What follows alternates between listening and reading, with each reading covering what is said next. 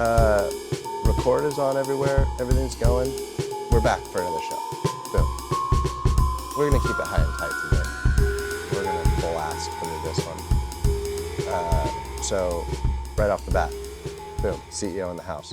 CEO, pop and bottle, matcha green tea. There you go. Almond latte. Kabam. Kabam. We got Shout it out. Chris Haueter, the Venerable. Chris Haueter is here. He is here. We got Tobin, the producer. Aloha. And today, we are going to talk about cults. Cults is the topic du jour. And not baby horses. We're Colts. talking about Oh, colts are so cute. C-U-L-T-S. You know who reminds me of a cult? Shia. This dog, I Shia know. reminds me of a cult. She is She kind is of a cultish. little cult. She's a cult and a cult. Culty. Yeah. She's culty. Cultish. All right, but before we get going, let's remind everybody we have a Patreon. If you want to hit the Patreon and keep this show going, we would greatly appreciate it. We would. You also can hook us up with a hookup by being a YouTube super. You can just watch the show. You can subscribe to it. You Like can it, share it. All Share it that on your stuff. social media. You can go to combatbasedclub.com and sign up as a member. You can also use podcast 10 for a discount on merch. And you can do the code podcast for what? First month free Combat Base Club. First month free of Combat Base Club. Yeah. Additionally, if you want to be on the show, Shoot. podcast at combatbase.com. Hit our hotline, 949-971-7763. Leave a rant. Leave a question. We support freedom of expression here. We do. Yeah. I was talking to someone last night in my class that is excited to queue up the Tobin episode. They really love our podcast. They want to watch the Tobin? They're excited that that's the next on their queue. Oh, okay. That guy sounds super sick, whoever that is. Yeah. It's a Tobin fan? Yeah. Tobin, you have your own fan club? Yes, one-man club. The man club? All right, so we're talking about cults, all right? So I did my AI overview of cults, Yeah. right? So Let's hear what AI says. Chris loves AI. yeah, so AI says a small group of people with an unhealthy devotion to a person, idea, or thing, often characterized by extreme beliefs and actions, and sometimes led by a charismatic figure. So key characteristics of a cult. Cults often involve an intense and often unquestioning loyalty to a leader, ideology, or cause. There's always a charismatic leader. Many cults are led by a charismatic figure who exerts significant influence over their followers. There's extreme belief and practices. Cults often have unusual and extreme beliefs and practices that may differ significantly from mainstream norms. Isolation and control. Cults often isolate members from their families and friends and exert tight control over their lives. Authoritarianism. Cults often have a hierarchical structure with a leader who makes decisions and expects unquestioning obedience. Fear and manipulation. Cults may use fear, manipulation, and other tactics to control their members. Secretiveness. Cults may have hidden agendas and practices that are not revealed to outsiders. Cults versus religions. While some cults may evolve into religions, they are often characterized by a more extreme and controlling nature. A cult following is something different. A cult following can also refer to a small but dedicated group of fans or enthusiasts who are highly devoted to a particular product, brand, or idea. So the cult following lacks the control component, and it lacks the charismatic leader and those types of things. Often, like with people, I would call them super fans. Yeah, there you go. So some well-known examples of cults are the People's Temple, led by Jim Jones, and the Branch Davidians, led by David Koresh. Both examples are fraught with abuse of power and exploitation of its members. So that's interesting, and we see that in society a bunch. I'll kick off an opening right off the bat. Hit that. All right. Hit that. Most people who know me personally know that I'm obsessed with philosophy, history, and which inevitably leads you to the study and analysis of ideology. And one of the greatest things that I've learned, that I have to relearn all the time, is everything is a spectrum. Something isn't automatically a cult or automatically not. Now, of course, we could all go through history and find a thing and go, that was for sure a cult. But a cult is also relative to other stuff. That's the Hegelian approach, right? Things truly are relative to other things. So you can be a fan of a cult-like movement and not be a member. You can be a member of a cult and have no idea and not agree with every part of said cult's doctrine. And that's where people get confused, where they get black and white. Oh, that is a cult. It isn't a cult. And a member of a cult can articulate all the reasons why they are not in a cult. Because part of it is they have that psychological mechanism. Part of that mechanism keeps them in the cult. And it's usually one of those things like whatever they're accusing the outside of doing, it always seems like they're doing it. And that's the one thing I've observed. Now, I have never been in a cult. There was a period of time, I think I was in my late teens, and I watched some show on cults on TV, and it did scare me. Because like at first I'm thinking I'd never be in a cult. And then as I'm watching it, I'm thinking, God, I see how you could get sucked into it. Some pretty girl on a college campus, whatever. You're an insecure male. You feel empowered. You could be in this cult. And cults usually have an underlying, often subliminal promise of power, sex, or wealth. Wow. My thinking is like, why is it bad? Like, it has such a negative connotation because I feel like the cults that we hear about are the ones where like everybody kills themselves or like some crazy outcome. But it seems to me like there's probably on the spectrum of influential groups. Yes. There's got to be one that's actually really healthy. I think so. Where people are doing stuff that's good for them, and people seem to like to have a leader. They like to look up to a leader. They like to be I don't want to say people like to be told what to do. That sounds demeaning, but I think people like to have direction. What they want is structure, and they want to feel that most people that are attracted to cults have an insecurity, and they feel like they have no control over their life. And they often feel like the world around them is chaos. And the cult brings a sense of order and control to that chaos. And like obviously all religions are not cults, but you can have a religion that is led and done very cult-like. That was a leftover microphone that maybe you want. Oh, okay. And so like we all know, as an example, there could be religious cults, there can be martial arts cults, there could be political cults. And again, on the spectrum, they could have a little bit of each. It's been often said from the outside, sometimes things like religion or 12-step recovery, like from the outside, it can look like a cult. You can even make a joke, go, God, I'm kind of in a cult. And in one essence, you are partially right. And again, like what is bad about a cult? So, like humans have a need to have a community, feel like they belong, and something that is giving their life a positive direction. Of course, the one I'm thinking about, Scientology. There are really good parts of that. And me even saying that would get anti-cult people like, oh my God, you're for Scientology. It's like, no, I'm not. But like, there's generally something attractive about a cult in order to get members.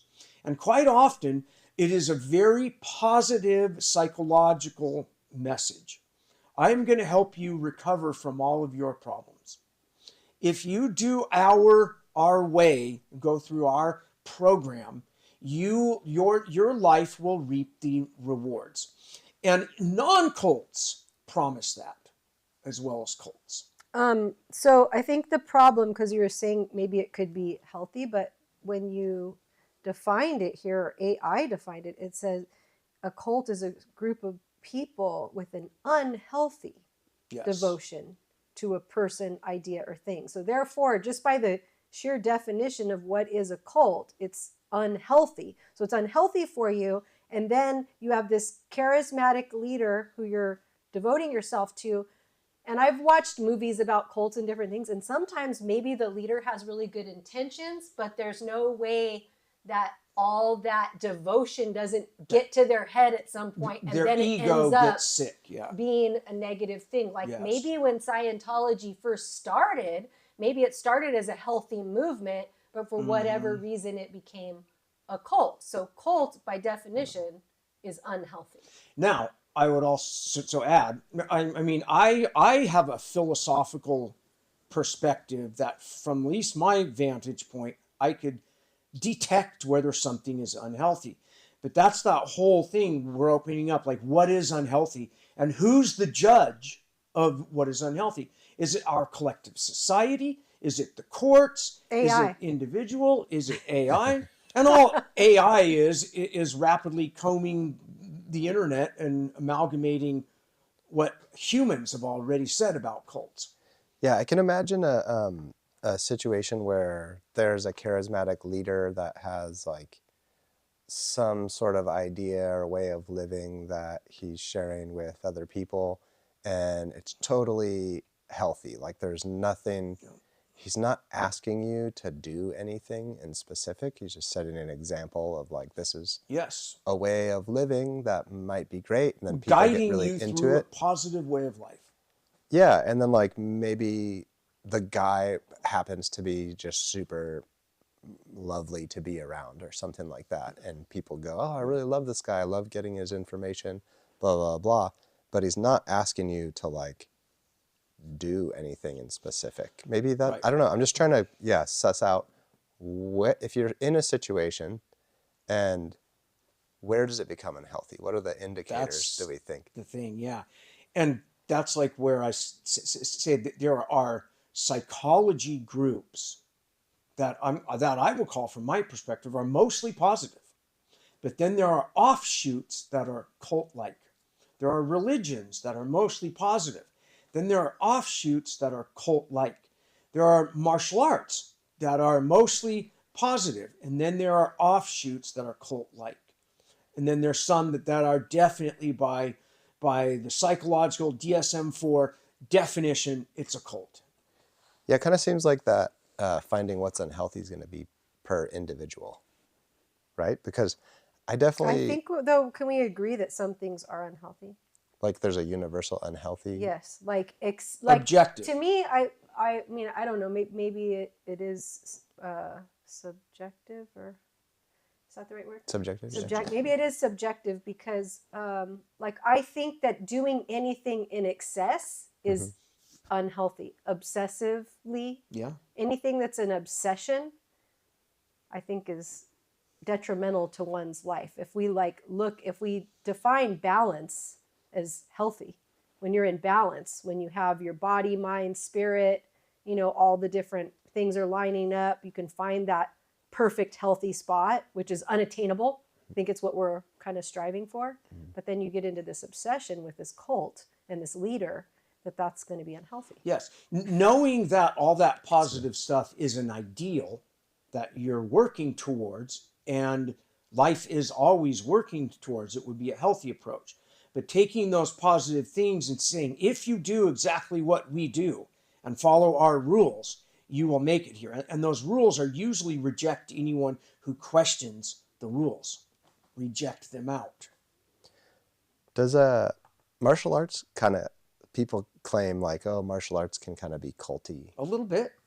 And there are definitely groups that are more occulty than others.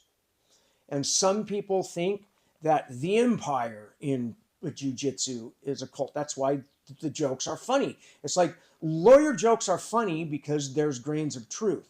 And occult jokings are funny because we all, yeah, you're right.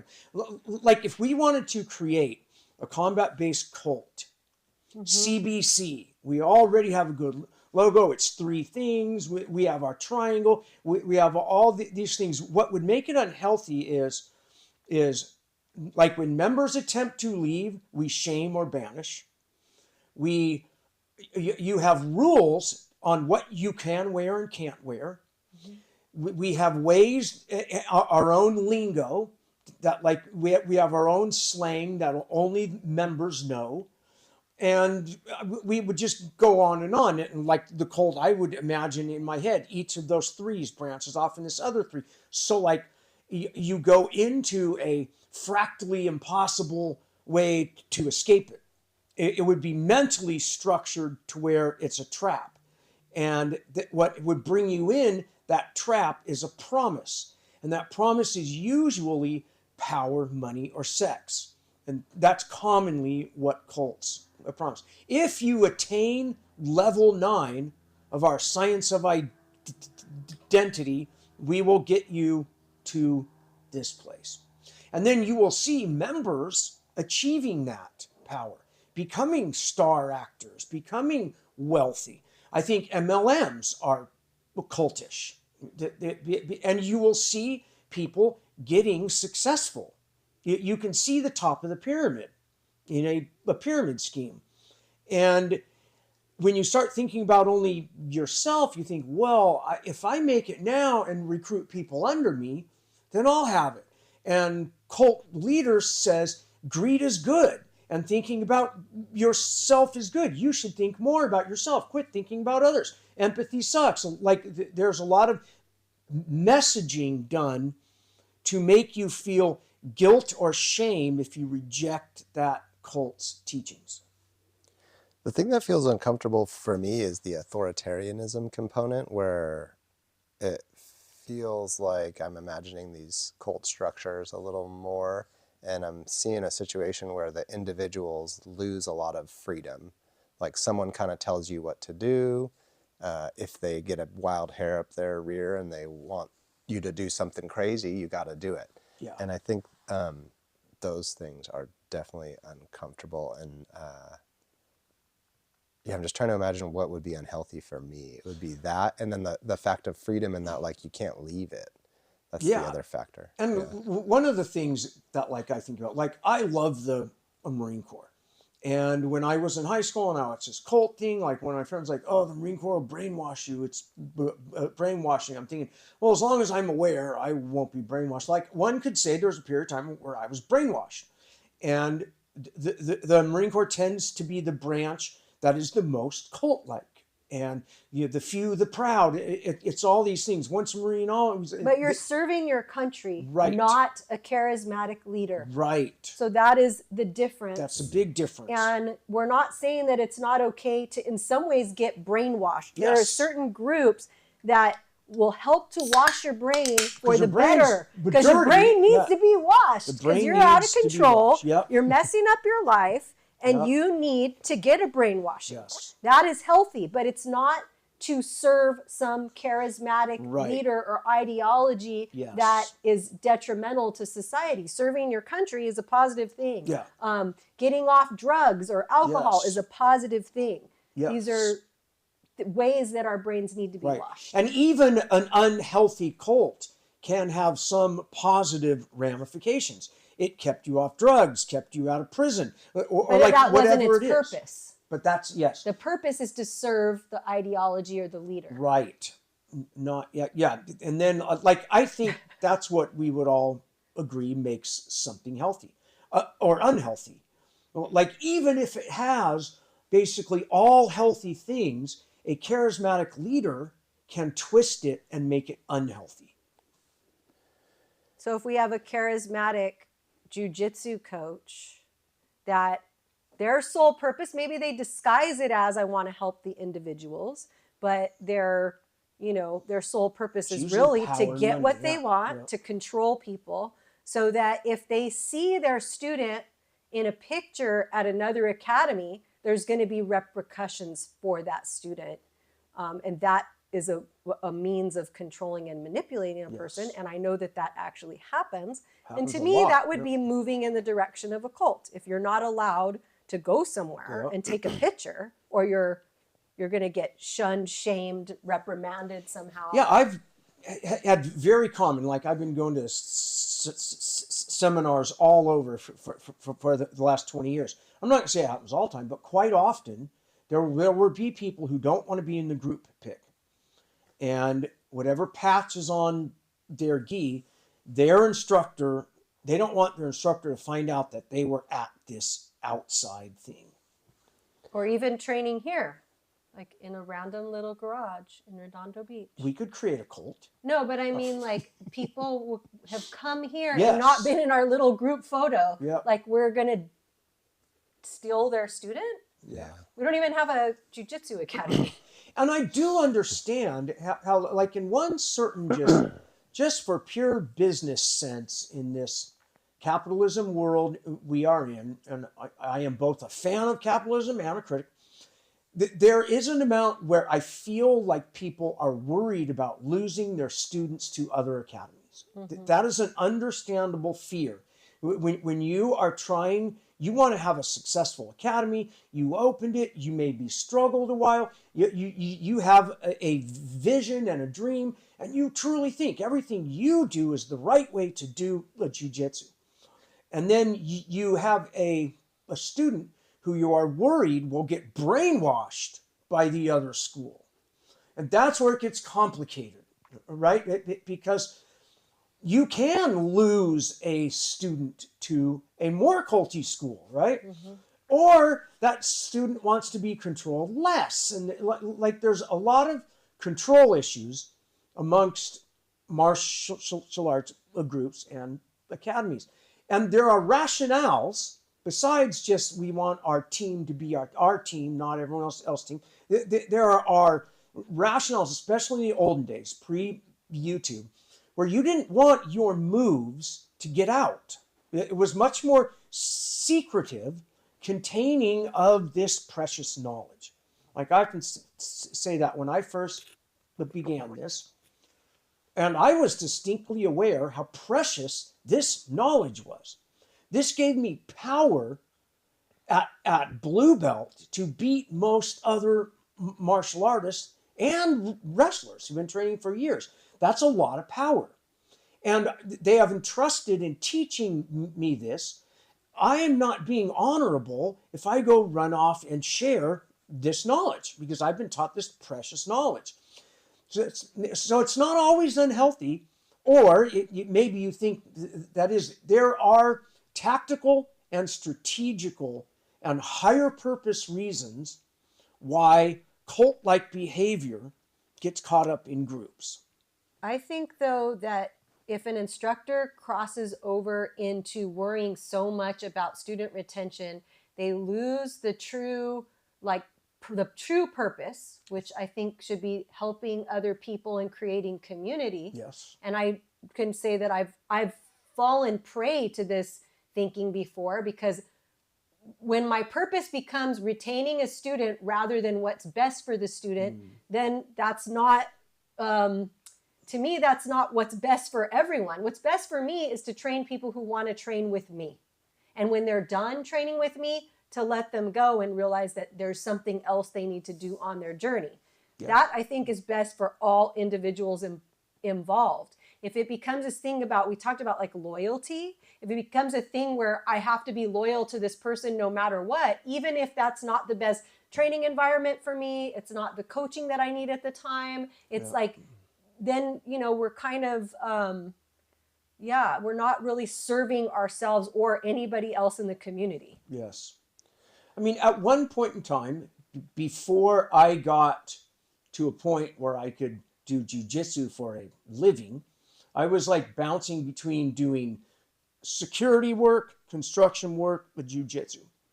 And I kind of made up my mind pretty early on, for very personal, specific reasons, that I'm going to let go of trying to control those things and worrying about, because before then, there's a period of time where I was obsessed with, oh my God, I have to have a job that has a 401k and a retirement program, the stability, like I need these things, the American dream and all this. And it kind of it didn't make me happy being in that place. Now, I'm not saying to just abandon having plans, right? And for various reasons, for all kinds of reasons, I try to start with the biggest picture I can. I'm fucking breathing air. I should be very glad I'm alive. I should be glad that I'm alive and have a roof over my head. I should be glad that I eat. Like bringing it down, so I start from a point of being grateful on what I have, rather than beginning as like, oh my God, I only have 5 students. That's not enough. I be like, oh, I'm great. How cool. I have 5 students. It kind of feels to me like martial arts and jiu-jitsu, maybe in its purity, is pretty void of cult-like stuff. But as soon as it turns into a business, Yes. and you're trying to like grow jiu-jitsu, it seems like, due to the inherent structure and power play, that what you're doing is controlling and submitting. That's kind of the deal. And we practice an art where you are regularly submitting. So it's got parallels in the actual physical movement. You're submitting others, making them submit to you, and there's a lot of metaphorical things that can draw you into a cult. Yeah, and it just seems like it's kind of, jiu-jitsu is kind of primed for being culty. Yes. Just due to the nature of what it is. And you could see like the more businessy the deal becomes, the more culty it kind of becomes. But it doesn't seem like there's anything that I've seen out there that's just like totally at 100% a cult. It seems like jiu-jitsu schools are definitely cultish, but not like, well, about 15 or so years ago, and I won't mention the name, there was a guy who was starting to, like, his teams were starting to win competitions, especially his lower belts. By the time the cult part came out, the upper belts were peeling off. And once a couple people peeled off, they all did, right? But there was this point of time, and he had enough money where he owned and operated a school where people lived at the school and slept in rooms. And of course, there what initially began as one of the girls was sexually abused, and then it started to come out, and then, like, I was pretty good friends with one of the guys who defected pretty early. And so I had heard, like, oh man, that school's a total cult, and there's this going on. And, he was like recruited out of high school, being a great high school wrestler. The leader was smart. He knew how to recruit a talent and was starting to win major competitions. And I often say he was literally a handful of black belts away from having an impenetrable cult, because it was the lower belts who were winning. There was enough. It's almost like once you have an army of the black belts around you, it becomes very hard to get to the leader anymore, because it somehow, I think for the black belts, then it feels like it delegitimizes their patch on their gi. So they will protect the cult even if they know things are wrong. It's a similar thing happens in religions that involve sexual abuse, because here's this structure of your whole life that has provided truly positive things that your parents are involved in, and then a creep does something weird. If you go, you're almost like being, it's a betrayal of everything if you mention anything, because there's an army of priests.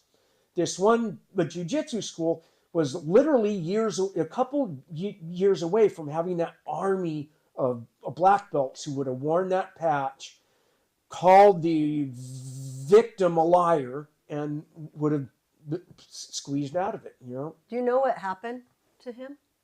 I don't. Did he get in trouble? He didn't. You don't know. He didn't. I mean, there were cases and trials. Like, one thing in American law, which is true in European law as well, is a lot of crimes you have to prove what's called mens rea, what their mental state was. And if like you go in to a store and you're really hungry and go, that candy bar looks good, I'm going to grab it and steal. That's petty theft. But if you go home and you draw up a plan, I'm going to go in the store, I know where the Hershey's are, and I'm stealing a Hershey bar. That is now, it's not the amount of the crime, it's your mental state. What's it called? It's not petty theft, it's what? It's a Felony? Grand theft. Grand Or theft? yeah, I got my brain's not thinking very well. But yes, it is no longer Something else. And It's not a misdemeanor. Is the other one a misdemeanor? yes, And that one's a felony. 'Cause yes, you made a plan? yes. And Okay, I'll remember that. If and I it's plan to steal a very candy bar. hard to prove one's mental state in most crimes that involve conspiracy, cult, white collar, real estate manipulation, whatever it is. And that's why the good people investigating the crimes, which usually are journalists, not cops, who figure out and find the proof that proves your mental state. Oh, I heard you in a podcast 5 years ago. Here's when you said it. I'm going to go in a store, man, in about 5 years. I'm not going to tell anyone, but I'm going to a store and I'm going to steal a candy bar. You've just now changed it from misdemeanor to felony. But it's very hard to catch people in cults. Even though it might seem obvious, you still have to prove a state of mind. Yeah, that's tricky. It's tricky. And that's good, because otherwise you could just accuse anyone and everyone agrees, like, yeah, hang them. It's like our legal system, and I love lawyer jokes too, but is structured, the very structure itself is good. It's a structure designed to protect the innocent, and that you have to prove these things beyond a shadow of a doubt. Not just, well, it's kind of obvious you did, let's nail you on. Like the structure of it, and the structure of the Age of Enlightenment America is very well thought out and done to have these balancing and competing things that keep each other in check. And it's like that. I mean, in me, it's like, call me a patriot, but I'm like tear-jerkingly like amazed at how brilliant and resilient it is. Now, it also means that everybody's basically has to agree. It's kind of like money. Money's valuable because we all agree. The money of the U.S. being based on principles, not personalities, being based upon the law. The intent of the law is to find out what is true, not how I can use the law against my enemies. And that's what's called lawfare. And of course, it happens all the time. And usually one side thinks the other side's doing it, but they're not. We're the ones really after truth. And then it gets muddled and complicated. But that structure is set up to prevent that. One of the things that I'm noticing as we're talking about this is it seems like a cult-like characteristic is that whatever the cult is, it provides like identity for the individuals that are in the cult. Yes. And I know brands oftentimes like try to do that, like they try to sell you an identity. Yes. I think like one of the differences though is that a brand, you just kind of buy a thing and wear it. You don't like invest a whole lot of time and energy and your soul into the thing. The brands are necessarily. fascinating. Like being into a brand is a strange thing. Whether it's a certain gi company, my Combat base. cool pants, but combat base, and like the people wearing non-collared shirts came out of the 1960s, where rebels would wear their white undershirt. And then before, we're putting art on it and labels, and now it's mainstream. Often what was radical and new a generation earlier becomes mainstream. And that's usually because those people grow up and are now in positions of power to implement what they loved as kids. Like the example, a skate park. Like that was when I was a kid, skateboarding was basically a crime. Now they're building skate parks. It's like that blew me away. I remember when they first made it. I was probably like in my young 30s, and it's like, wow, it really has come now. And then I like went in an elevator and a Pink Floyd song was playing in the, you know, that's like, wow, what was rebel music It's elevator music 15 years ago is now elevator music, and there's skate parks. Yeah. And I'm wearing a t-shirt. It's just like one of those like sudden awarenesses, how culture changes over time. And I think culture shifts over religion as well. Most religions started out kind of as a cult. And once you get enough members and a generation, your army of black belts, you are now a religion, not a cult anymore. And that's kind of an interesting thing. Yeah, I was going to say, like, I've known some people that are in, like, pretty culty jiu-jitsu environments that, like, do totally fine with it. And I feel like one of the things that I've noticed is those people don't completely identify with it. They participate in it for like a transactionally, maybe I guess you'd call it, and they just get what they want out of it. But those people also aren't part of the inner circle that you would refer to, and could kind of see how there is like a tight inner circle that you're talking about. They're not totally playing the game to get to the top. Yeah, so you're kind of Right. there for the surface level, what's being sold, not for the power and the Right. sex that's on the inside. Yes. Yeah. If like you also identify with your job, your family, your rock climbing hobby, other things besides just that jiu-jitsu academy or school or whatever we want to call it. Yeah, it kind of seems like as an individual, there should be you should have like, an idea is that as an individual, you might want to consider having a value set that allows you to define yourself. That's not your affiliation with something. That's not your participation in something.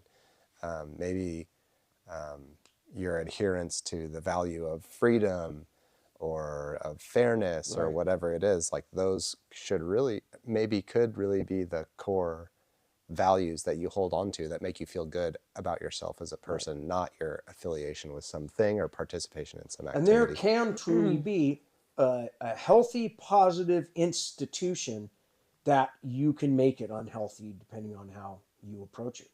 Yeah. And from personal experience, again, I can say that like there was a time where I identified so much as a jiu-jitsu practitioner that if I got an injury, it was like the end of the world, right? And like to me, that's an unhealthy relationship with jiu-jitsu. Yeah. Maybe it was a necessary phase for me to go through to come out the other side. But ultimately, I think that jiu-jitsu should enhance my life, not become this source of like addiction. Yeah. I got to do it. It's like the most important I thing. have to win. I have to become the best. Or at least try to win. I got to show up. I have Mm-hmm. to be there X amount of days a week, or something's wrong with my self-worth if I'm not showing up to the mat this amount of time.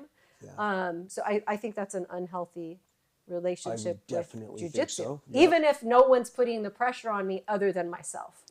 Yeah. Yeah, but the cult would want you to think that. Yes, but I never even really belonged to an academy. Yeah. That's Or true. and combat base as a brand never really had much significance until I became the CEO in the year 2020. Yeah. And I guess I'm the cult leader now.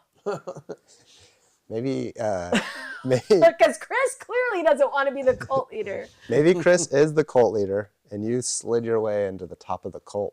No, I think I'm You the leader snake. and I make him do Yes. stuff. I'm the puppet. He's my puppet. Yeah, he's like the, the face. oh, you're the puppeteer. And I'm the You're one Elon pulling the Musk. strings. Da-da-da-da-da. Don't say that. Don't say that. All right. Well, those are some cool considerations on cults. I definitely see a lot of cult stuff going on in jiu-jitsu, and I definitely have like bounced those ideas around in my own experience, and I could definitely see where like having some values, I've caught myself definitely having those like self-worth issues within jiu-jitsu, and then purposefully guarded myself from it a bit and searched deeper in myself for a deeper set of values to feel good about outside of that stuff. And I think most cult martial arts things, whoever is the charismatic leader, you will never be as good as them. But you'll always be under them. No one will ever be as good as Grandmaster blah blah.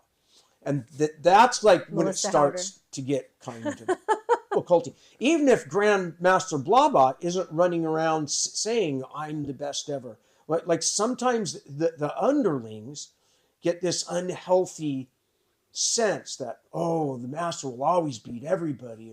That gets weird, right? Yeah, and like that's not to say though that it's not healthy and good to respect the elders. In some ways, yep. Right? Like you need to respect the elders, but there is a That's definite respect, difference not between worship. respect and worship. Yeah. Right. Respect is important, but it's mutual respect. Elders should respect younger people as well. Yes. And younger people respect the elders for what they've done and learn from their experience. Humble yourself to learn from them.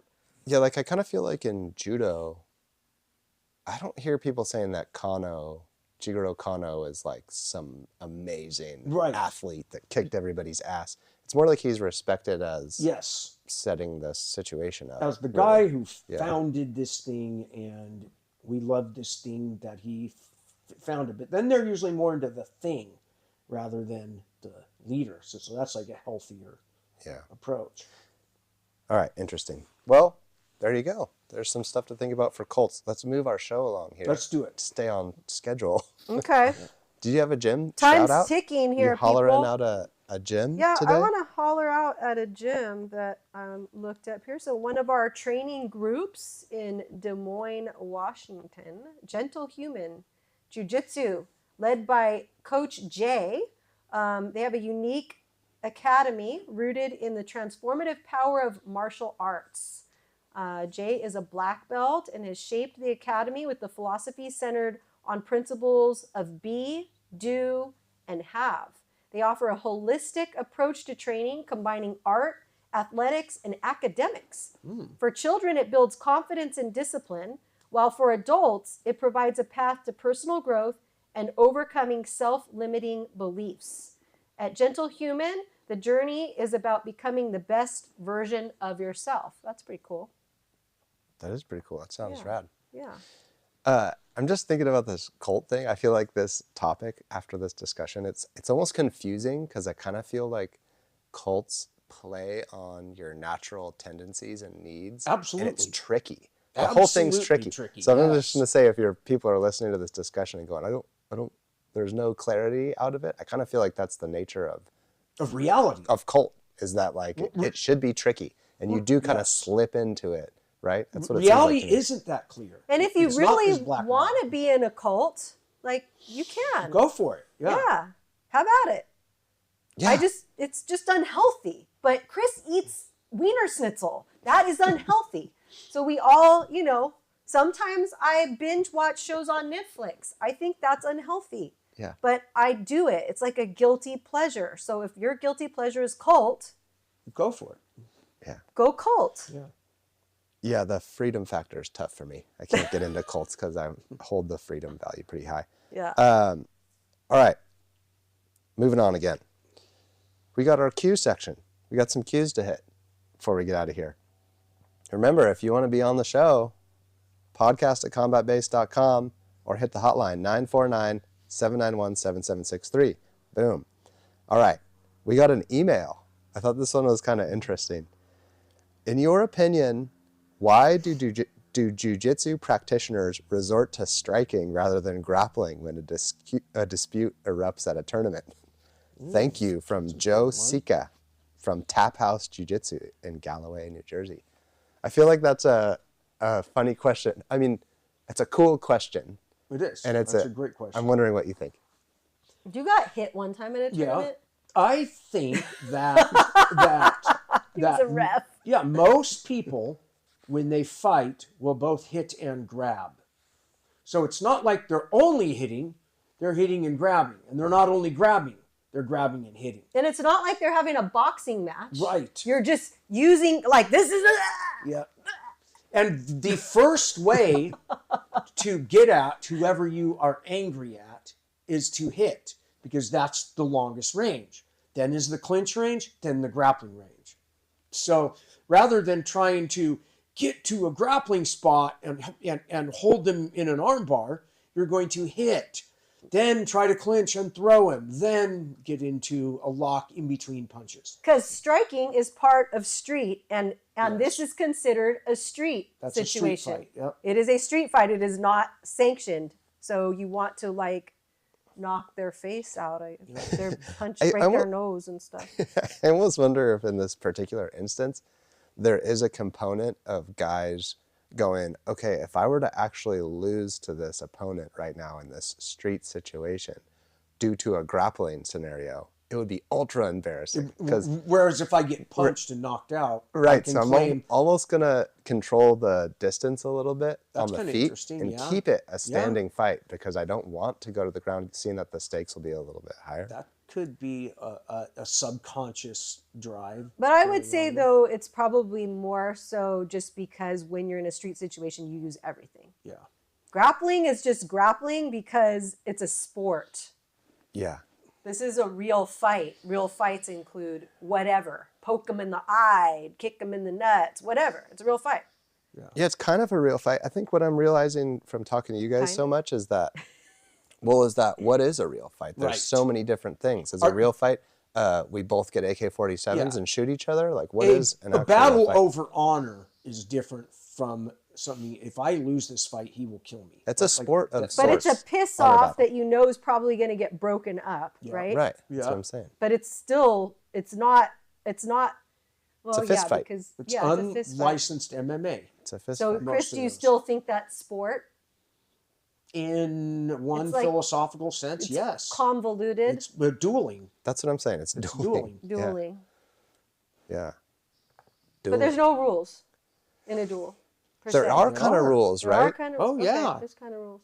Back But I mean, when it it's was one on common- one, and they're Like, if the guy just goes savage at the guy's crotch, Well, everyone's going to be like, no, that's yeah, against the right, rules, and they're going that's- to pull it apart. yes, they're going to Right? pull it apart regardless But- because they don't want to fight at a jiu-jitsu tournament. but there are Probably. societal norms, sometimes made into laws, other times not. You go back 150 years ago, men were allowed to duel. And usually whoever challenged him, the other guy gets to choose the terms, whether we will walk 10 paces and turn with a pistol and shoot, a knife fight, a sword fight, or whatever, right? And so if you challenge, you have to be ready for them to respond and choose the weapon. Like, that was a very common thing. I feel like my mind just kind of imagines a time in society when, like, there were official duels happen to solve disputes, like you're saying. Yeah. That'd be kind of dope if at the jiu-jitsu tournament, if they're like, oh, we got a dispute going in the crowd, clear mat number 3. Like, they have a designated mat where they're like, you guys got to come out here and do the duel to settle this dispute, if that was part of society. And because I have such bad name aphasia, I can't think right now, but was it Hamilton Burr? Like the famous debate with one of our founders that ended up in a duel. Oh, really? And one of them got shot and died. Like, it was not that uncommon to have fights on the house a floor. You know, like guys challenging each other to a duel over insult. It's kind of dope, to be honest. It's dope in an entertaining sense, but it definitely, to me, shows the decline of civilization. Yeah. But it's entertaining watching it go down. Yeah, there you go. Good call. All right. Let's hit this other one. We got a hotline hit. Let's see how this sounds. How hard should we roll in just, regular class, open mat or anything like that? Because when we compete, we go 100% and then some, sometimes. But if we want to roll in our 60s, like Chris, should we be rolling at 50%? Should we do 80%? Is there times when we should go 100%? And then, depending on who we roll with and everything, should we go 20%, 30%? Yeah, that's just my main question, because I would love to roll at 60, just like Chris. Thank you. Aw. Yeah, that's good. Yeah, I'll just say real quick. In a lot of ways, your question answered itself. It's all relative to where your physical capabilities, the groups you're in capabilities, and the structure of whatever role it is. Sometimes you're going to have more competitive roles than you will with some people, and sometimes than you will with other people at other times. Yeah, I think it's a constant assessment of where you're at, like Chris said, who you're rolling with. And then if you're a competitor, I think it's vastly important to seek out other competitors to train with. Who will come at you with that energy. Who will come at you with that energy, but also to like set aside, like today we're going to go competition style training, Yes. because I don't think it's sustainable to roll every single roll 5 days, 6 days a week for hours at a competitive, nor do I think it's beneficial for your game. Yes. I think that you have to have a balance between, these are my comp training days, these are my more technical training days, and, really setting that up in a way that benefits you. And then, like if you get an injury, you're probably going to back off of the competitive training days and allow that injury to heal up. As you age, it might be wise to do less competitive training if you want to stay on the mat. And Chris hasn't competed since he was 50. That was his last competition. And he decided and did that deliberately, as I did. I think I was only like 38 or maybe, how old was I when I competed last? I think maybe 2016. So 9 years ago. Yeah. So I was like 30 something. 38 something. I can't even think. How old am I? 37. Yeah. So everybody's career ends when it ends. And like for Chris and I, it was a choice about our health and our bodies and our longevity. Yeah. And if we wanted to continue to train at that 100%, like I can barely show up to do like partial percent anymore. Yeah, I would feel like I would have to devote myself to it a lot more. Maybe do a TRT, like go all in. If I'm going to keep doing this at my age, I need to go all in. With what do you mean keep doing this? If you were going to compete and roll 100%? If I'm going to keep competing, rolling for winning, at entering competitions, then I'm going to have to drastically change how I train and possibly supplements. And I don't want to do that. Because I want to win. If I'm gonna compete, I don't want to just half-ass anymore. When you're young and back in the olden days, you could like last minute jump in the tournament. I enjoy that much more than having one scheduled where in 3 months it gets closer and closer. I would love it much more if I'm refereeing and say, "Hey, do you want a match?" Yeah, I'll take a match, because it just like, to me, the competition is fun. It's the preparation and getting there that I fucking hate. Losing weight, all that kind of stuff. I'm over it. Yeah. Hanging out in a gym all day is not like, well, now it's like we might have to hang around soccer fields and track fields all day. Oh, I feel like being a sports parent's pretty dope. Being a sports parent is pretty dope. It's different. It's good. I'm really happy that my kids are involved in sports. And so that's like the choice that I really want to show up. I genuinely want to show up for them to the point where I'm going to make sure that I'm available to come watch all their events.